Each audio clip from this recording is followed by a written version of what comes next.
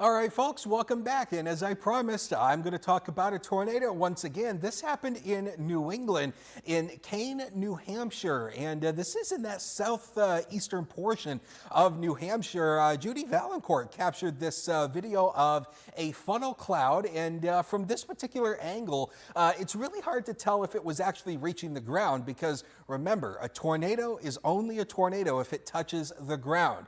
If it doesn't touch the ground, it's just a funnel cloud. So it has to make contact with the ground to be a tornado. And the National Weather Service did put out a tornado warning for this yesterday. And just kind of show you where it is here on Doppler Max. This is a loop on Doppler Max of the storms yesterday.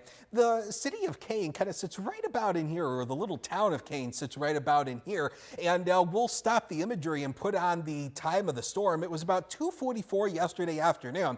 The storm was sitting right on top of that community. Now, this is the standard radar imagery that you normally see on Doppler Max, and it really doesn't show much of what we were looking at, but when you look at the velocity imagery, and again, the velocity shows you how the water droplets are moving relative to the radar beam, either towards the radar or away from the radar. And you can see that spot right there where the two colors are coming together. That is your possible tornado that was right there. In fact, there was a tornado that was with that. And as a matter of fact, this is actually a very good signature because the closest radar is the Boston radar, and that beam's over about 9,000 feet. So that was a pretty good rotational signature. Weather Service has confirmed it as an EF1 tornado, had winds of 90 to 95 miles an hour, got down at about 2:54. They're still continuing the storm survey, so details are still a little sparse, but pardon me, what's very interesting is the state of New Hampshire averages about 1 to 2 tornadoes per year